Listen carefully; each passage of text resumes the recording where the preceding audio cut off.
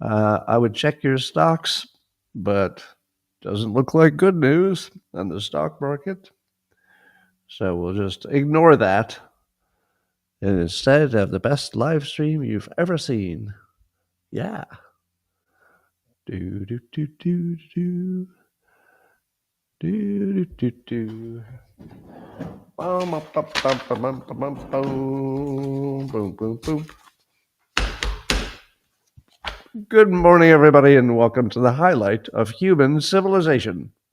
It's called Coffee with Scott Adams, and you've never had a better time. But if you'd like to take a chance on elevating your experience up to levels that nobody can even understand with their tiny, shiny human brains, all you need for that is a cup or a mug or a glass, a tankard, chalice or stein, a canteen, jug or flask, a vessel of any kind. Fill it with your favorite liquid. I like coffee.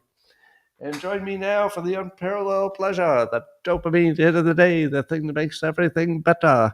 It's called, that's right, the simultaneous sip, and it happens now.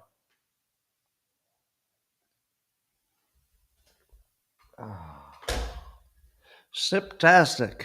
Incredible. Well, I have a movie review for you. The movie Fantastic Four is now on streaming, so I watched, maybe half of it or a third of it last night. The reason I didn't watch the whole movie is don't bother. It's so bad. So apparently, Hollywood has come up with a new technique for casting, for at least for superhero movies. Instead of attractive, charismatic actors, they put in homely actors you don't even want to look at for a second. I don't know where they came up with these. I mean, one of them is famous, but he's better if he's wearing a full costume, so you can't see his face. I hate to say it, but yeah, the Fantastic Four is poor effects, um, terrible casting, and absolutely unwatchable. Completely, yeah. It looked like they made it in a basement or something. It looked terrible. Well, I'd like to give you a little warning about owning a cat. I've already told my subscribers on Locals this, but one of the things about having a licensed character is you get to keep some of the cool things, like this little squishy thing. You can squeeze and stuff. So I've got most of the main characters in squeezies, but I only have one set. I don't have two of these. I just have one of them. And so if anything happened to one of these, well, I wouldn't be very happy about that. And then I had a cat. This is what's left of the Alice character. I found her head in my shoe, which I believe was not a random act. I believe it was a planned terrorist act. That's right. My cat is a terrorist. And if that's not a warning, I don't know what is. You know what this warning says? Don't bring a woman into this house to compete with us. We are the stars of the house. Message received. All right. Well, there's a new study that didn't need to be done, in which they found that rising gun violence in movies might be increasing youth firearm homicides. According to SciPost, Eric Nolan is writing about this. Now, how many of you would have already known that the more firearms that there are in movies and games, the more likely young people are going to use firearms for bad purposes? Is there anybody who didn't know that that's obvious? Now, I'm not in favor of censoring that stuff, but where do you think people get the idea to use a gun if they'd never heard of a gun, like literally never heard of one? Do you think that they would go buy one? No. You have to at least know they exist. You have to know kind of what it looks like to use one. And then you have to have that idea just pounded into your head day after day after day after day until you get mad at something or somebody. And what's the first thing you think of? Oh, gun. So it's not, it's not one to one. If you watch a movie about guns, you're going to go shoot something. It's not that. But if you have enough people and you just fill them with gun content, yes, absolutely 100%, no doubt about it.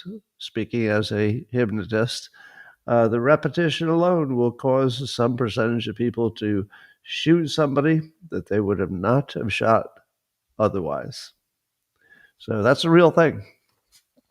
And by the way, it's not that different from what I'll talk about in a bit, which is the political rhetoric causing people to do things that they wouldn't have done without the rhetoric. Doesn't mean you have to give up free speech. It doesn't mean you have to give up your guns. It does mean you should be aware of the price of these freedoms. It's not all good. Well, here's something I sort of have been hinting at for a long time. Apparently, according to an article in Futurism, Frank Landymore is writing that AI has not been boosting the productivity of or the profitability of companies. So they did a study and looked at what companies are using AI for and found that 95% of companies that gambled on integrating AI into their process saw no meaningful growth in revenue. Well, you would think that what they're trying to do is reduce their expenses. I wouldn't think it would necessarily be expected to grow revenue.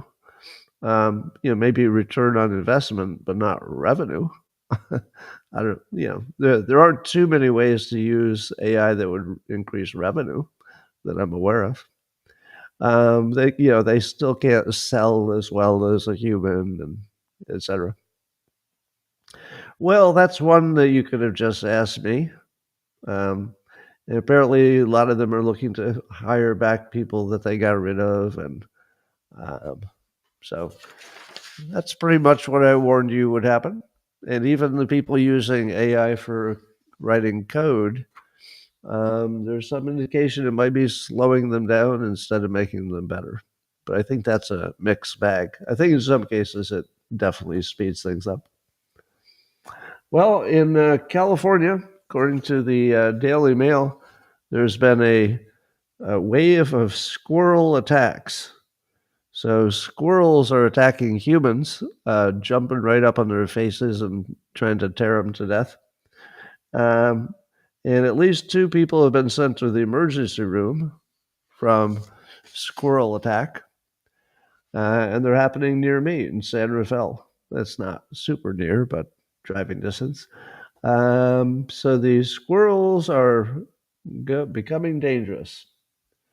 Um, my only comment about these squirrels turning dangerous are I didn't even know squirrels could be Democrats. I'll let that sit there for a moment while you savor it. But my advice is, you know what I'm going to say? You already know what I'm going to say. There's a dad joke coming. Guard your nuts. All right. Well, somebody had to say it. If I hadn't said it, you would have said it, right? It's not like you weren't ready. I'm going to say it. I'm going to say something about watch your nuts. Watch. Nobody will think of this. Ha! I got there first. Secretary Kennedy is happy that Maha has another win. Apparently, the Utz brands, UTZ, I guess that's the big food brand, they're going to fully transition away from synthetic dyes by the end of 2027. So Maha gets another win, and Kennedy is urging other companies to follow suit. So far, I'm liking what I'm seeing because you're seeing a lot of voluntary action. And that's the best. I mean, if you can get them to do things voluntarily. All right, in other news, the former French president just got sentenced to 5 years in prison for, I guess, back in, I don't know, 2007 or something. It was a while ago. He allegedly, and now he's convicted of, accepting money for his campaign from Libyan leader Muammar Gaddafi. So New York Times is writing about this. So how surprised are you that a leader of a major country, one of our allies, was, I hate to say a crook, but what would you call it if somebody takes money from a Libyan dictator to run for president? I don't know. It's crooked, but I don't know exactly what the word for that would be. But there he goes. Now, my question would be this: how many ex-leaders of major countries, and I'm talking about, NATO countries, not small little countries, but how many of them do you think you could find an actual crime at least as bad as this one, which is accepting uh, campaign funds from a dictator? Don't you feel like it's nearly all of them? I feel like the only thing that's different about Sarkozy is that maybe he got caught. Don't you think they've all done a little something something? Is it just me? I feel like, if you tried, you could put every one of them in jail. So I don't know what the real story is there. Maybe it had more to do with somebody wanting him in jail than what it was he did. Well, Scott Bessent, head of the Treasury, says that if Zoran Mamdani gets elected mayor in New York City, and as you know, he's a Kami Mamdami, and Scott Bessent says that if New York City asks for a bailout, because they have money problems, if they ask for a bailout from the federal government, they will not get it, and they will be told to drop dead. So that's another reason to not vote for the communist, because there would be no reason throwing good money after bad. So the feds would say, well, you voted for him, you work it out. So it feels like a reasonable position. We'll see if they change their mind. Well, as you know, nearly all schools are left-leaning, and Oklahoma just came up with a sort of a stopgap way to address the fact that the teachers' unions and the schools are pretty much thoroughly left-leaning. And what they're going to do is establish Turning Point USA chapters in all state high schools, according to the Epoch Times. Joseph Lord is writing about this. So, what do you think of that idea? So Oklahoma is going to force. I mean, they don't have to force it too hard because people want to do it. Turning points in every single state high school. I like that. I like that better than trying to erase the left-leaning influence. Just put another influence in there, and now refer to as Tylenol Americans instead of autistic when they do something dumb. Eric Erickson is saying that high school boys are calling each other Tylenol Americans instead of autists. They're cruel. They're cruel. It's funny, though. Anyway, so Oklahoma, a good experiment. We don't know if it'll work, but definitely worth a shot.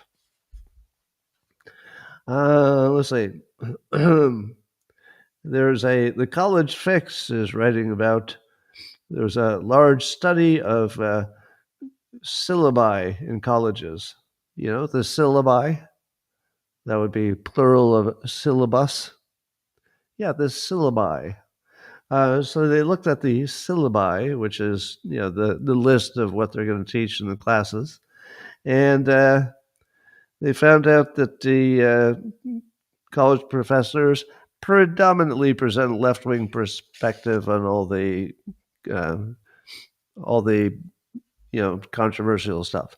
So if it's anything from the Palestinian situation, abortion, etc., racial bias, all those things, you get only the left-wing view. So do you think colleges need their own Turning Point USA?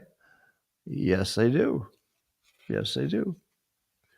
Well, the First Lady of Florida, Casey DeSantis, she's getting involved in looking into cancer studies.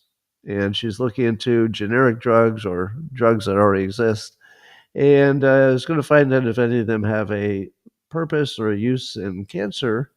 And she mentioned ivermectin as the one that's sort of at the top of the interest list. Now, you know what I'm going to say, right?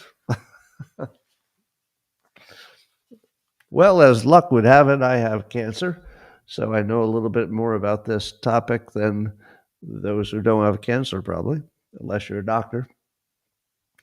Well, what do you think I'm going to say about ivermectin being a cure for cancer? You've heard me before. All right.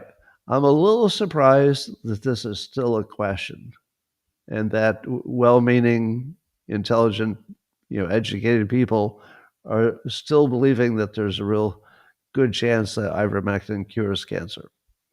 Here's what you would need, and I've said this before. This is what you would need to convince me that there's something to it. Now, obviously, a randomized, controlled, gold standard study would be great. But short of that, I would settle for anybody who had an incurable cancer who cured it with ivermectin. Now I know what you're going to say, but Scott, I heard about that guy. No, you didn't. No, you didn't. You did not hear about a guy who got cured of cancer with ivermectin. You believe he did, and there's a real person named with a real name and has a real life. And if you asked him, he'd say, "Oh yeah, this ivermectin cured my cancer." But what you would need to convince me, and ideally it's what it would take to convince you as well, is you would need the patient with his story. You'd need the oncologist, not any other doctor, not some random doctor, but the actual oncologist who treated him.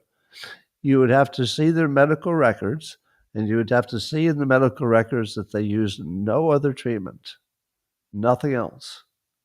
And then you can say, well, this was incurable. The doctor can confirm that this is the only thing that they did.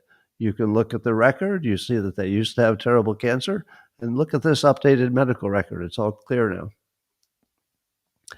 Well, you're never going to see that. Do you know why? If it were true that ivermectin worked, obviously the oncologists would know about it by now. Not everyone, but clearly there would be an oncologist who had a patient who said, "Oh my God, we may have discovered something amazing. So let's at least share it with the world and see, maybe somebody else is noticing this too." But there's not one, not one, not one oncologist with a patient with, and this is very important, you can't leave this out, with the medical record before and after. How hard would that be? Now, I think a year and a half ago, I told you I was working on a very big project. Didn't work out. The big project was I tried ivermectin, and if it had cured my cancer or even reduced it a little bit, I would have told everybody. I would have forced my oncologist to go public and say, "Look, you're coming with me." Well, I don't do that kind of thing. Yes, you do. Yeah, you're coming with me. You're going to be on this. You're going to tell the world. You're going to show them my medical record, and you're going to confirm with me that this cured my cancer that was uncurable. Well, nothing like that happened. But I did get on testosterone blockers, which had a huge, just a gigantic impact on reducing my symptoms, etc. It's not a cure. But my guess is that the people who have claims that the ivermectin worked, they're either lying or they might have been on something else, such as testosterone blockers, and they're just not talking about it. So there's something going on, but I will give you a 100% odds that you can't just take nothing but ivermectin and cure your cancer. I will give a 100% certainty of that. you would definitely know about it by now, because every oncologist would want to go public with that if they'd even seen it once, right? Now, you will see some doctors say, yes, it cured all kinds of people, all of my patients. Oh, so many of my patients are cured of it. They're all making money by selling you that advice. Find somebody who was going to make the same amount of money whether you got cured or not. That would be my oncologist. Is just a Kaiser oncologist, so he gets paid the same. If you can get somebody who gets paid the same no matter whether it works or not, and they say it works, well, I would listen to that. But don't listen to somebody who's made a career out of it. That's just not credible by its nature. All right, let me tell you what will happen as soon as I get back on X.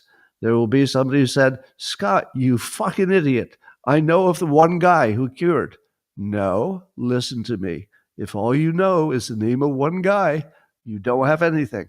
But Scott, I know this doctor who says he or she is cured. No, doesn't count. Just the doctor. Doesn't count. Worth nothing. But Scott, I saw the medical record. No, you didn't. No, you didn't. You need the patient. You need the doctor who treated him, the oncologist, not some random doctor. And you need the medical records before and after. Anything short of that is bullshit. All right, that's my final word on that. Trump is talking about Kamala Harris and is referred to her as, quote, dumb as a rock. And he's complaining because Kamala keeps saying on her book tour that she lost the election, but it was the closest presidential election, in a lifetime or something. This is not even close to true. It's just totally made up out of nothing. And does she really think that we didn't pay attention to the presidential election? Is there anything that got more publicity than the presidential election? Who in the world thinks it was close? As in closer than anything's ever been? Well, it was not. But it does make you wonder if she believes it. So Trump said it wasn't close. She's dumb as a rock. And California's election was rigged. So there's that. Now, I would compare the rhetoric from the right to the rhetoric from the left. So here's some, hard rhetoric from the right.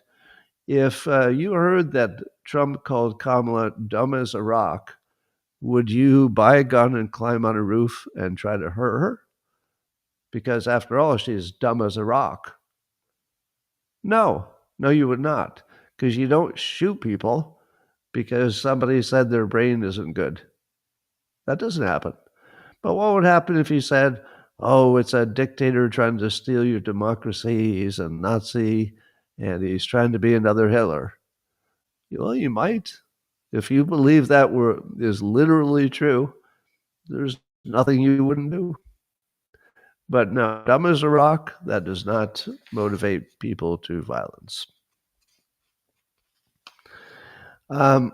So Trump is calling for an immediate investigation about the UN events. So there were 3 systems that failed that all impacted Trump directly. So the escalator failed the moment that he and Melania got on it, so that they had to walk up the steps, kind of inelegant, and certainly bothered him.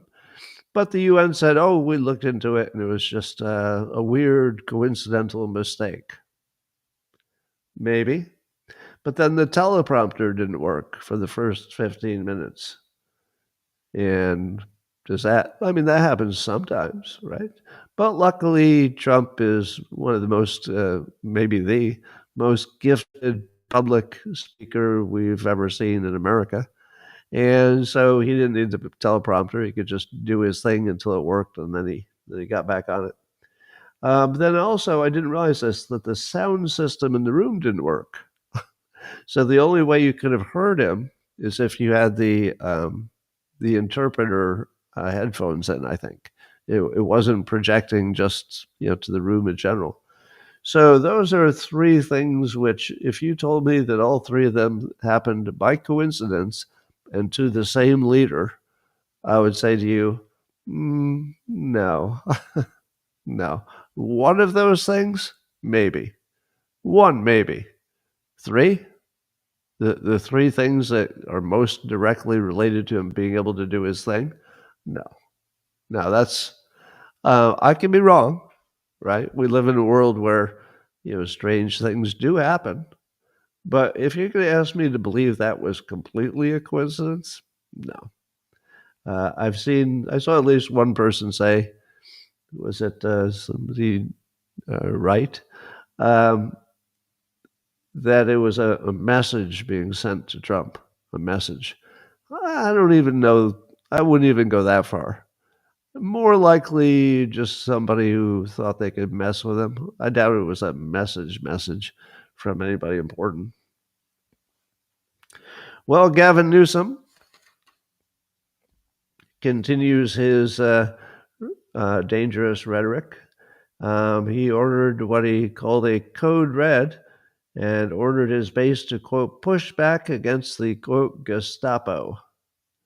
So if you tell your base that you have a code red, does that sound like an exaggeration? It doesn't. It sounds like you're really warning them of an actual physical immediate danger. That's how I hear it. Do you hear that differently? Why would a leader say there's a code red about something that important? I mean, if it were something unimportant like, oh, there are too many traffic tickets, it's a code red, well, you wouldn't take that seriously. But if you're talking about the government of the country, and you say it's a code red because the Gestapo is taking over, that sounds like you mean it. Now, most people are going to know it's not exactly literal, but if you've got tens of millions of people hearing the same message, some, unfortunately, too many, will think that that is literally what's happening because that's what they heard. I heard that's happening.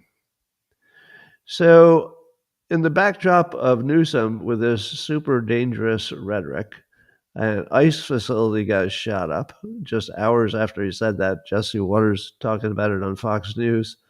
And also, Tom Homan apparently, I didn't know this, but Jesse Waters said it.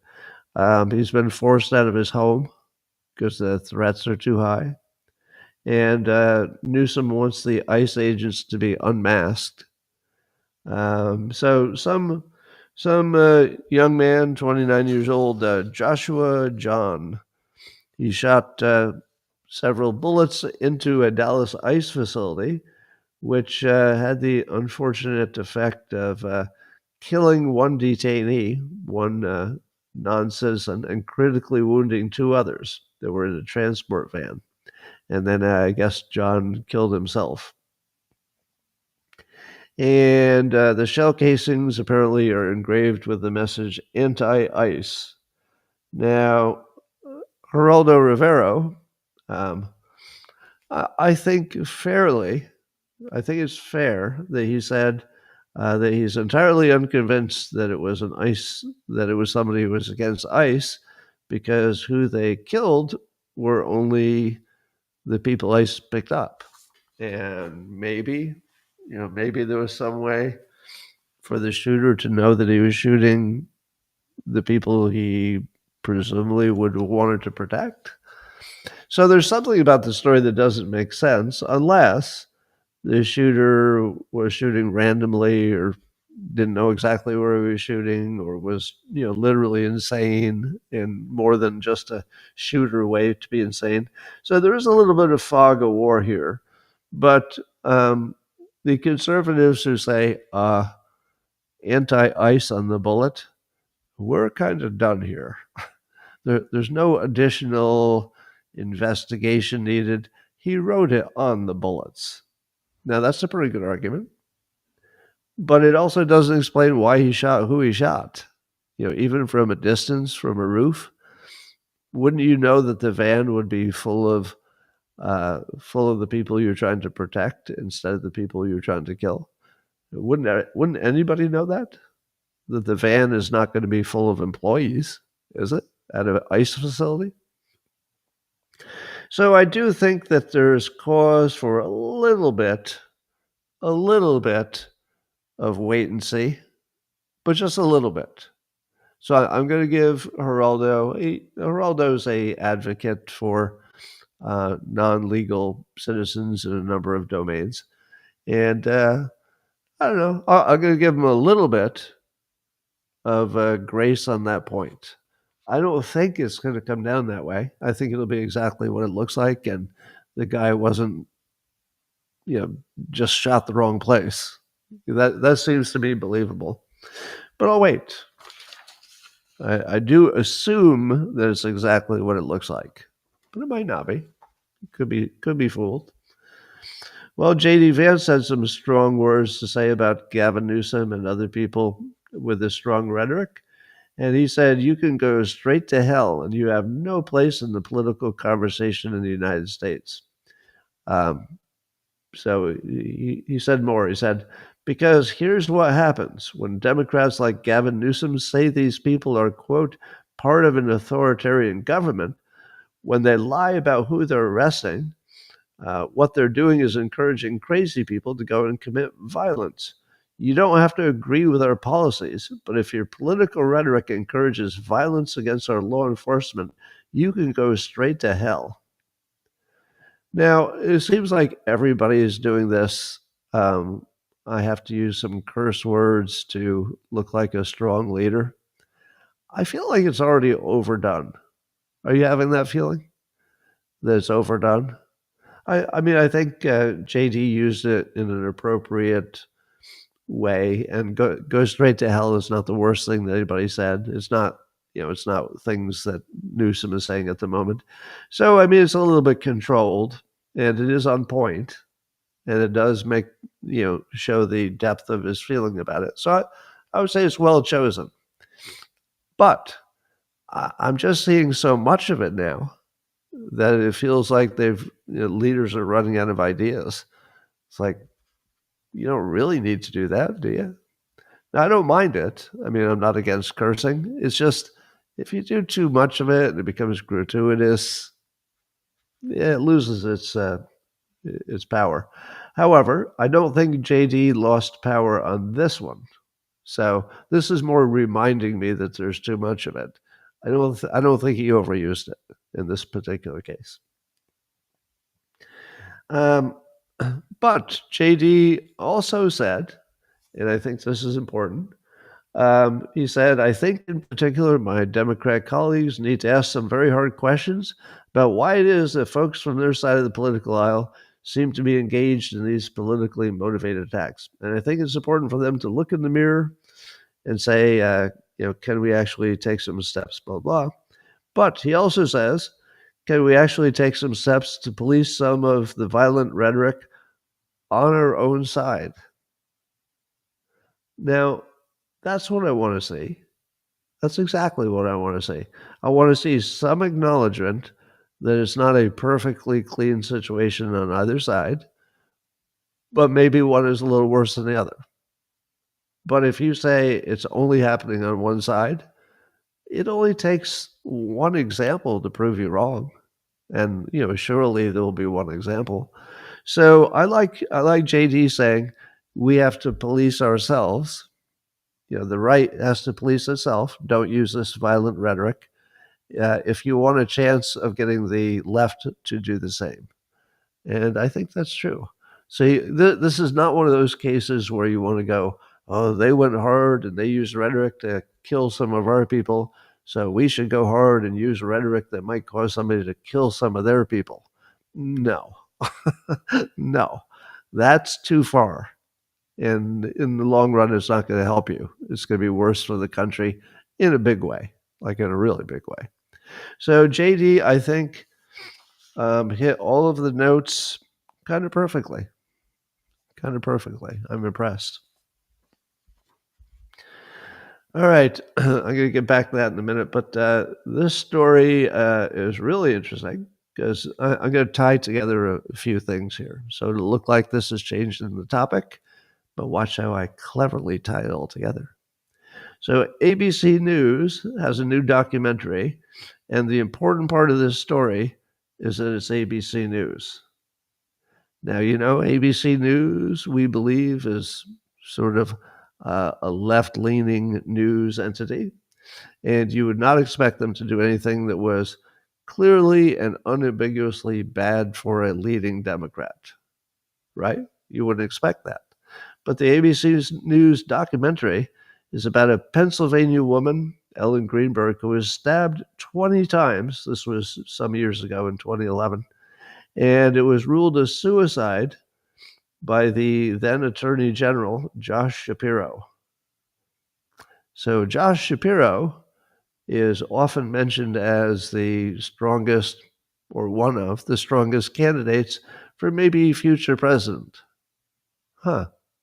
So why in the world would ABC News dredge up a story from 2011 to try to destroy Josh Shapiro? Because it looks like that's the only purpose. Why would the left destroy one of their leading names from the left? Well, here's my belief. All right, this is speculation, but I believe that the real criminal elements in the Democrat Party, I mean the super criminals, I'm talking about the Clintons, super criminals, as far as I can tell. They are reinstituting their, what do you call it, the Clinton Global Initiative, which we all believe was a money laundering operation. And in order for that to work again, they would need not just a Democrat in office, but they would need one that they could say, hey, other countries, this president whose office, it's not us, I mean, it's not the Clintons, but it's somebody who's so tight with us that we can get them to do some favors if you give us a huge amount of money that we can launder into our own pockets, right? So if the Clinton Global Initiative is starting up again, or trying to, that must mean that they've picked somebody they know they can work with if that person becomes president. And here's my speculation. They don't think they can work with Josh Shapiro. They do think they can make a lot of money with Gavin Newsom.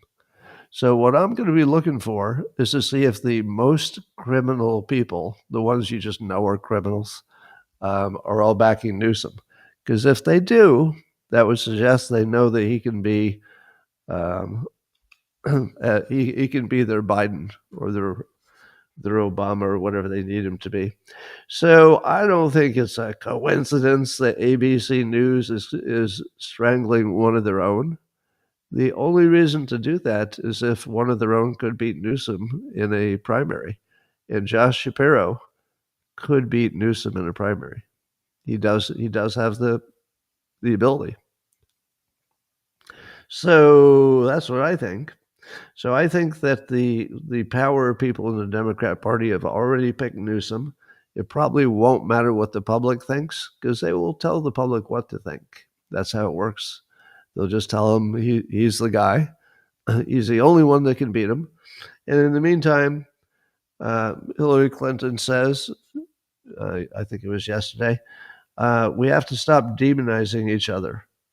And then she demonized the Republicans. It's almost, it looks like a joke. I mean, it looks like Saturday Night Live or something, where she says we have to stop demonizing them, and without taking a breath, she didn't even pause before she demonized them. Incredible. All right, let me give you my strongest opinion on all this rhetoric stuff.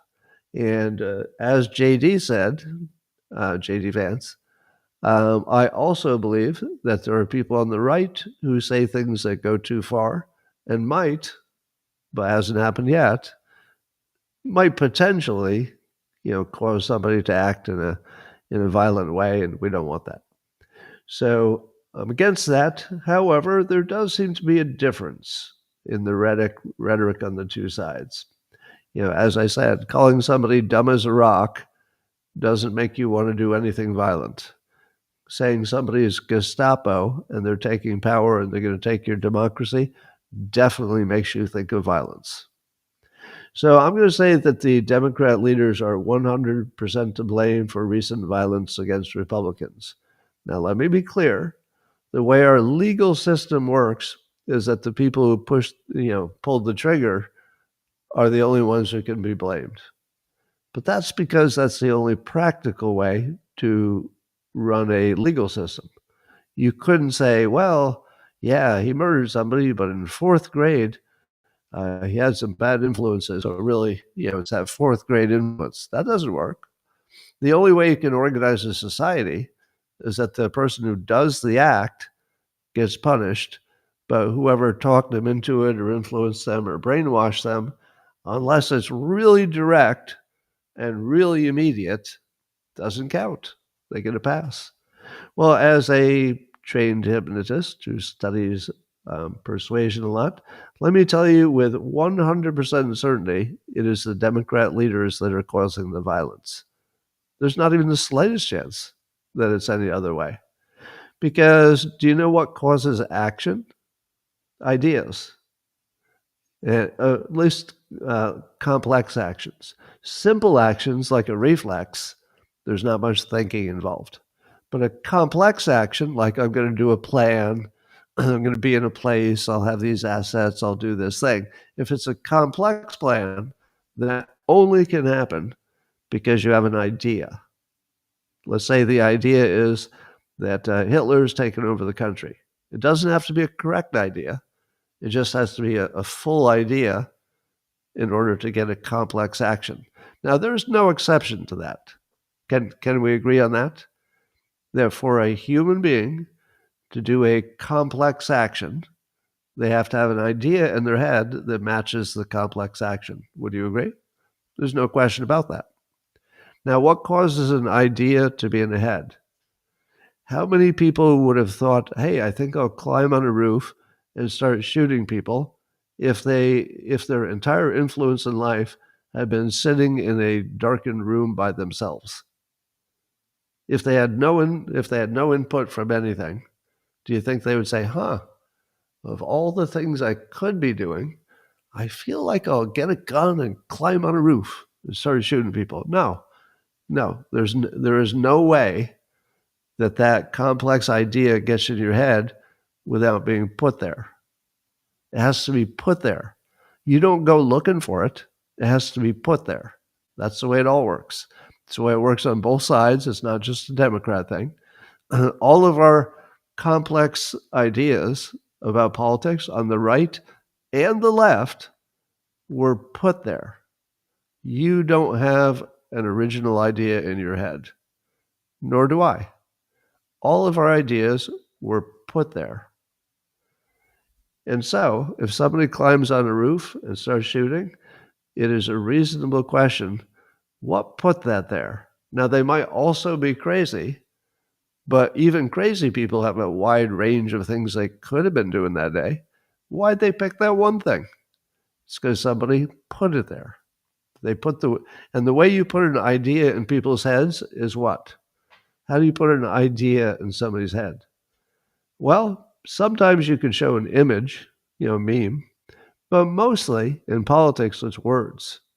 And those words are Nazi, Hitler, Gestapo, stealing your democracy, autocrat, oligarch.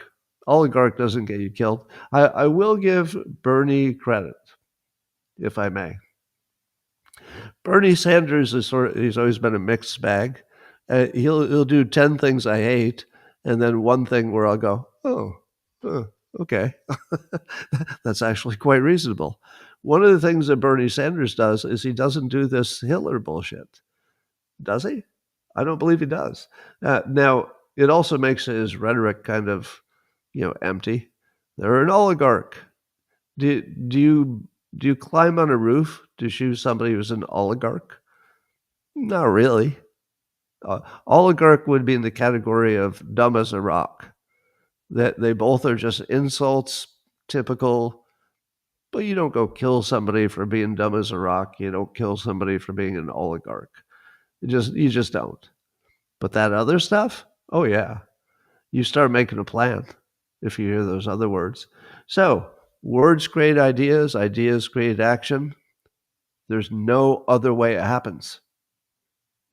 Pictures can augment the words, but even the pictures wouldn't do the trick without the words. So the words are the key part there. So I'm going to say it again. The Democrat leaders are not slightly, maybe a little bit guilty. They are 100%. There is no other thing. There is no other thing at work.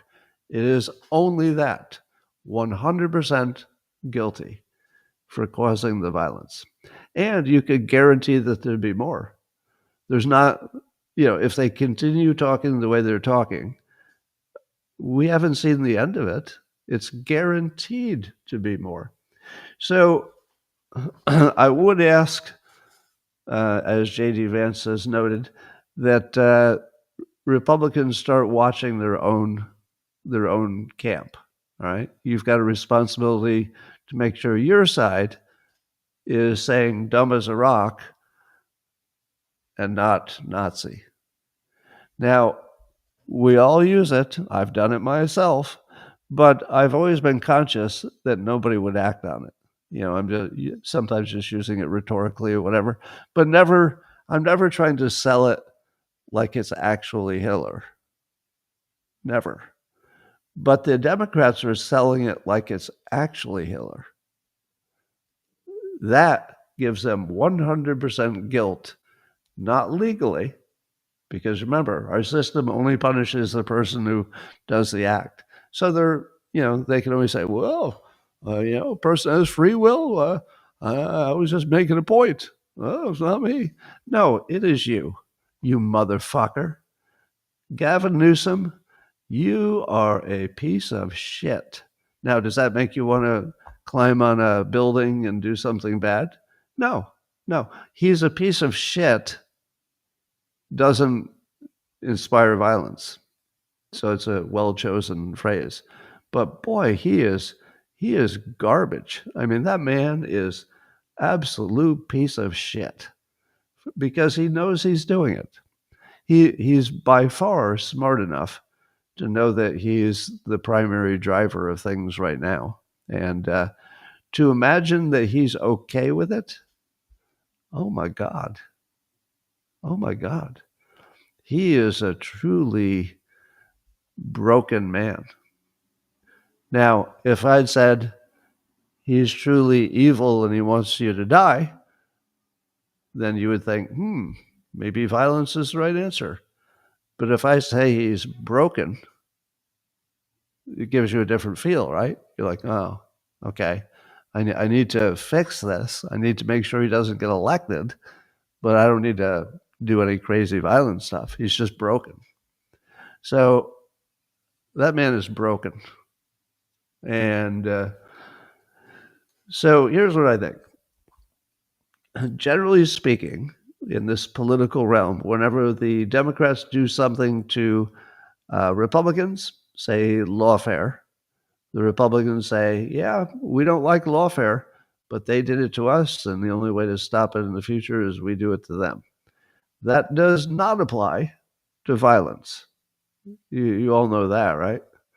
If the Republicans decided, or any individual Republicans decided on violence, that's not helping. That doesn't move us forward. So don't do it. You will not be treated as a hero by Republicans if you do violence. You will not be treated as a hero. You will be treated as scum. And you have to live with that. But more importantly, I believe the Democrat Party is in full collapse mode, and you don't have to do anything violent, even if you were tempted. You just don't have to, because things are moving very much in the right direction if you're on the right. So I think you can wait this one out. And all right. Apparently, James Comey, the rumor is, he'll be indicted for lying to Congress. So he lied about 5 years ago, allegedly. Allegedly, he lied to Congress. We're pretty sure that he did. And I guess they have until the end of September, which is any moment now, to get in before the statute of limitations runs out. So, are you in favor of going after Trump's enemies? Does it feel like Trump has an enemy list, or that Kash Patel has an enemies list? Allegedly, he had a list of people in his book or something. Well, I don't know if Comey is the biggest criminal in this bunch, but this is one of those cases where they did jail Republicans for behavior that's in this category. You got to do it.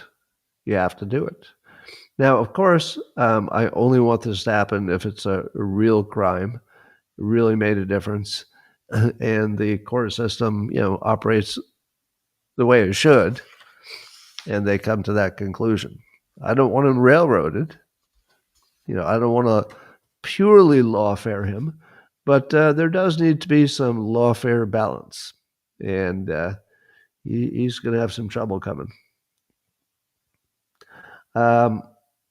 J.D. Vance, when he's talking about the potential for legal action against all these various Democrats, he said, quote, "A lot of people broke the law in the last administration. They've got to face real justice, not just words, not just getting hauled before a committee on Capitol Hill.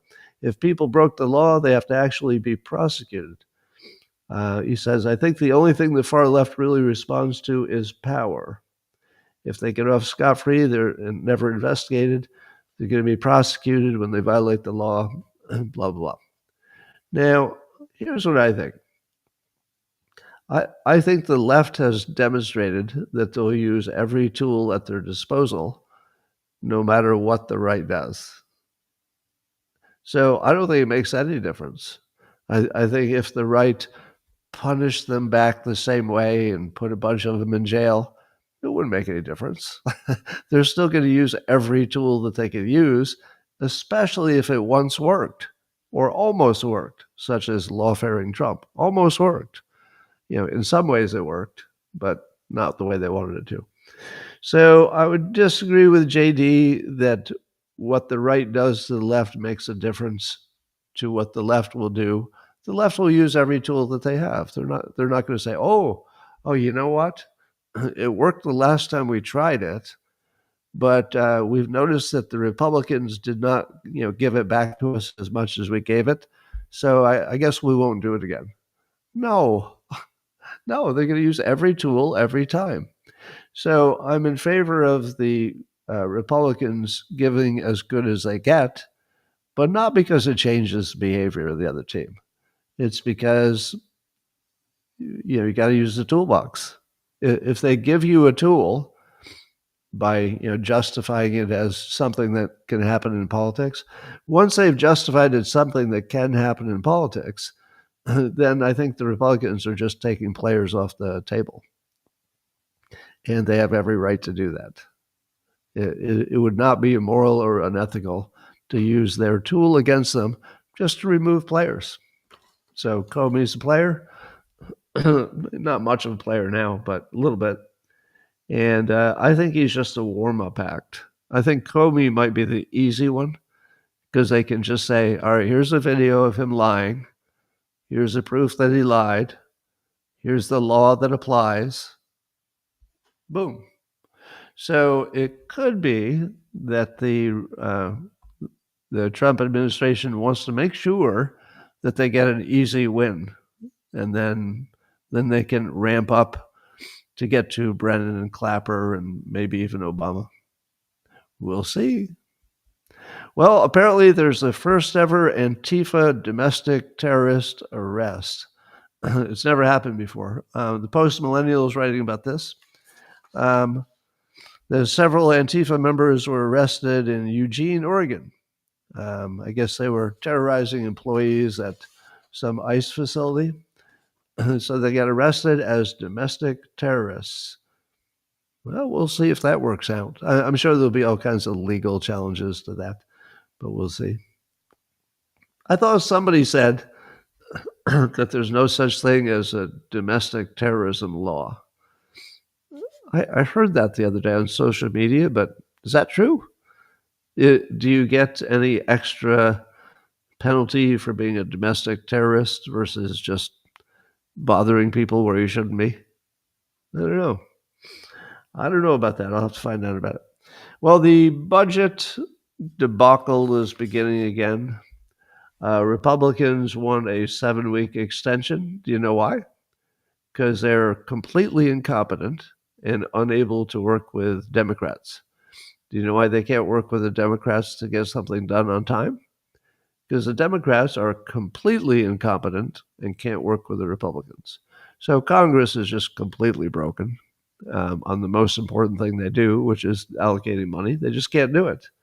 And it doesn't look like there's anything that will ever change that. I think you could change the personnel, wouldn't make any difference. There's nothing you can do. We're basically running headlong into financial, certainly disaster, and nobody has even an idea what you would do differently.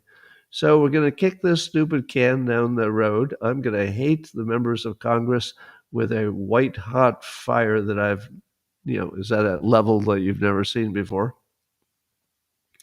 Meanwhile, the Democrats are pushing for hundreds of billions of dollars of extra spending for health care and some other things.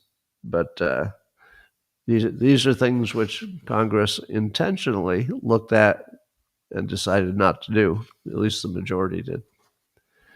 And but apparently there's a new wrinkle. So Russ Vaught is saying that there might be massive layoffs if there's a shutdown of the government.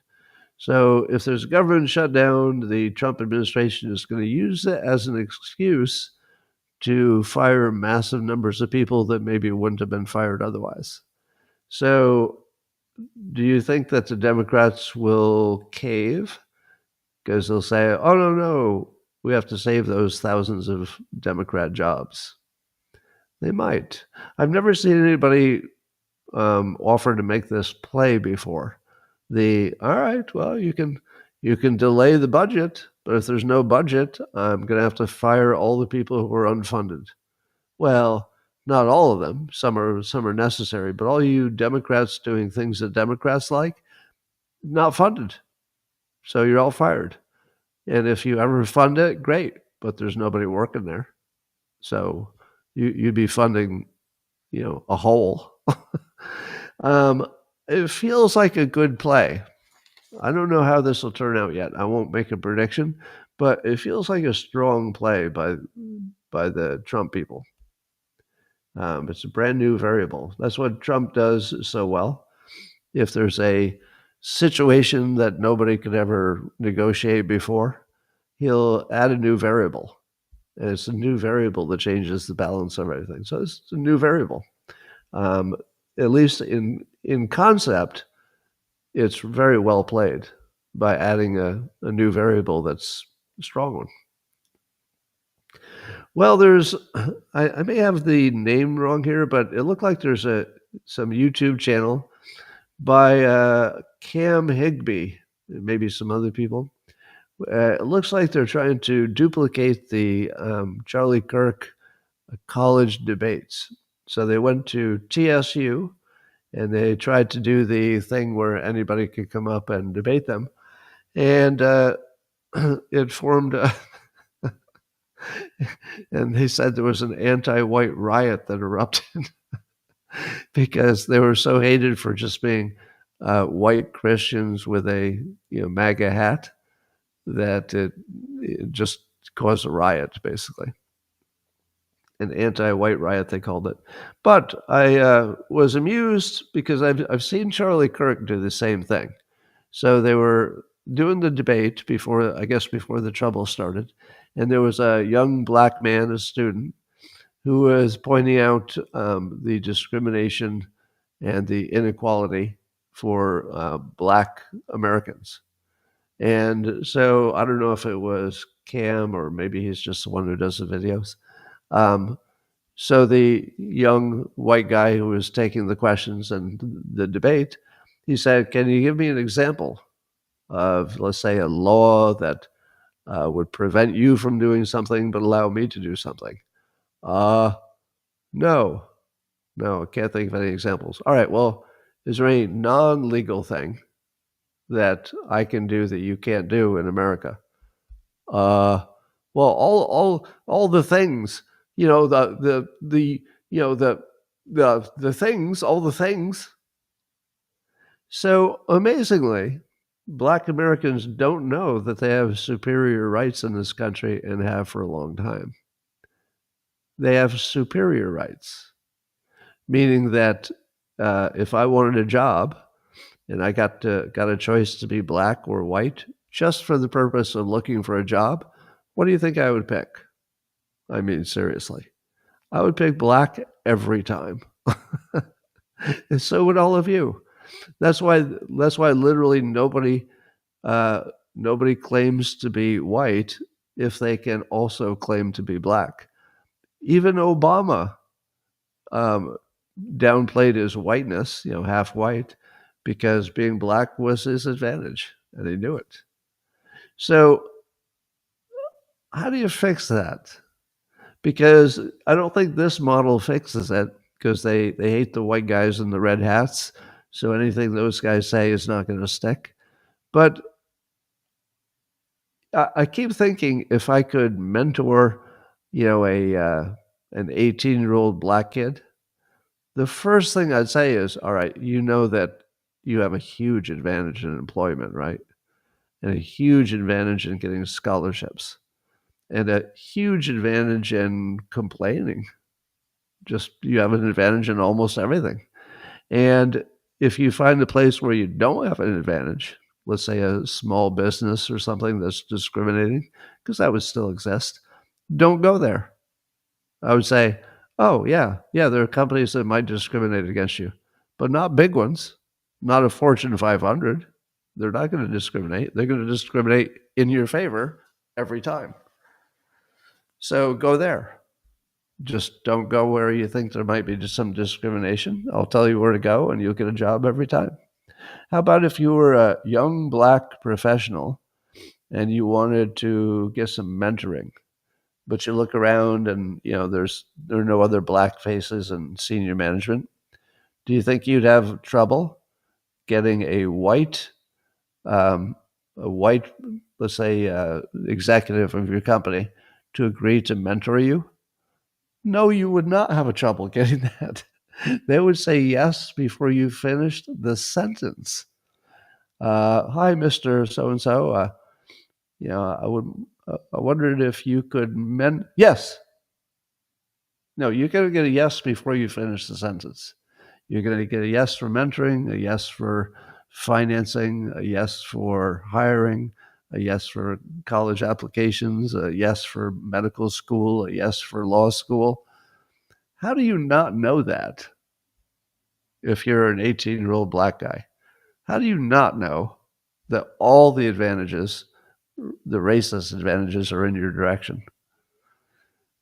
I don't know. So, but the college debates are not going to change anybody's mind about that. You need some entirely different process. Well, you probably heard that Jezebel, which is a disreputable, lying piece of shit organization that I'm surprised is still in business, but it's a bunch of feminists and horrible people. Not that feminists are horrible people, but they're feminists and horrible people. They happen to be both.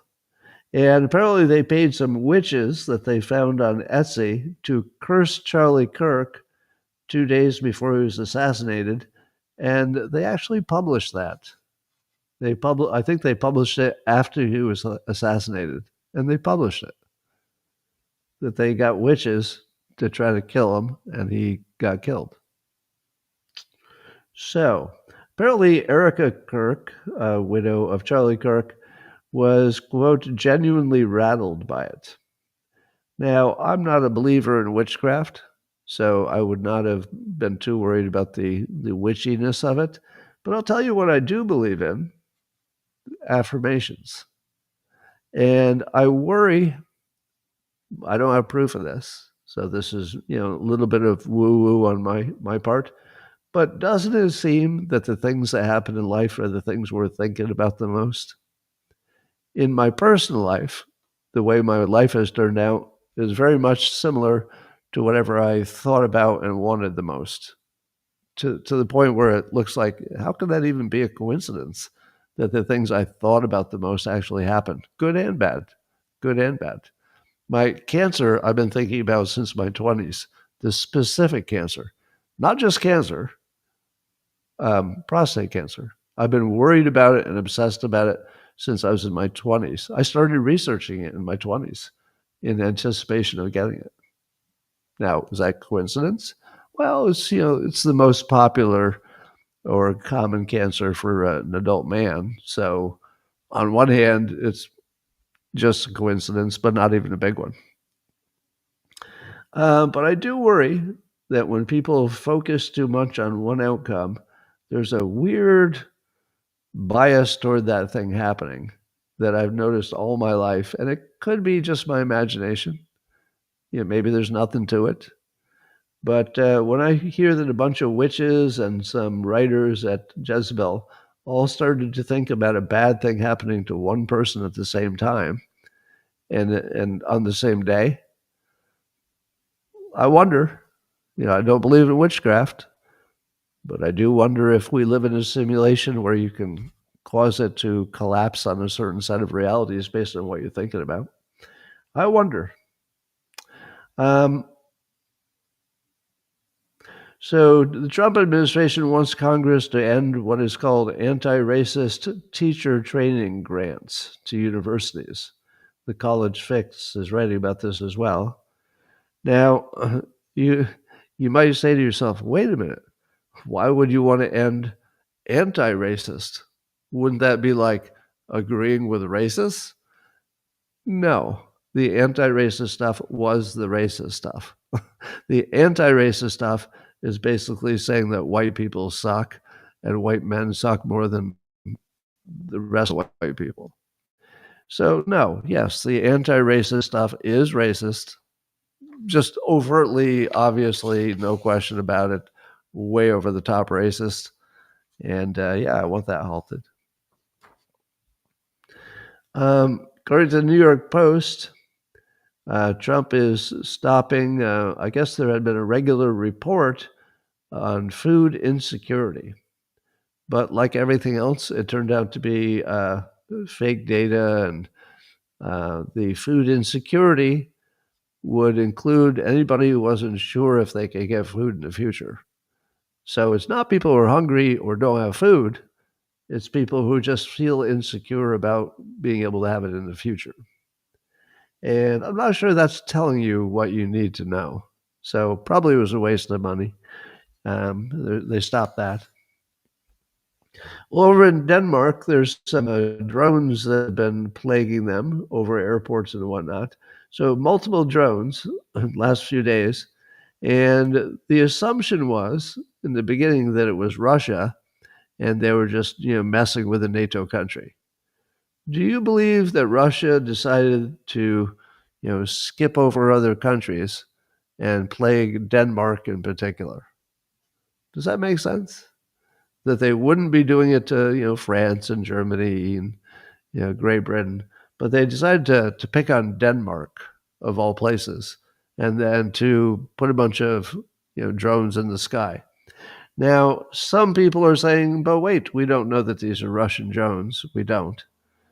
Maybe they're UFOs. Maybe this is the same problem that the USA had, right? But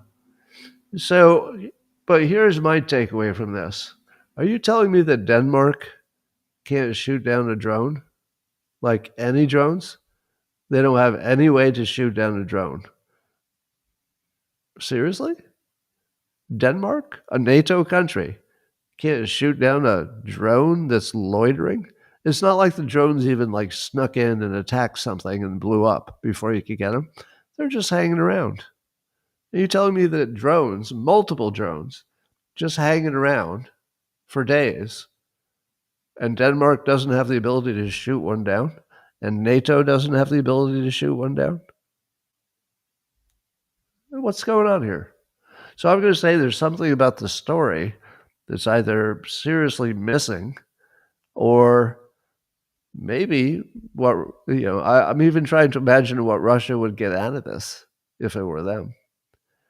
One thing they might get out of it is proving that there's no air defense. They have no air defense. I don't understand why the U.S. didn't shoot down our drones. The story was that they were actually our own drones. So now, I guess I understand why you don't shoot down your own drones. But Denmark doesn't seem to think it's theirs. They can shoot those down. They're not manned. Why in the world wouldn't you shoot it down? I don't know. There's something missing in that story.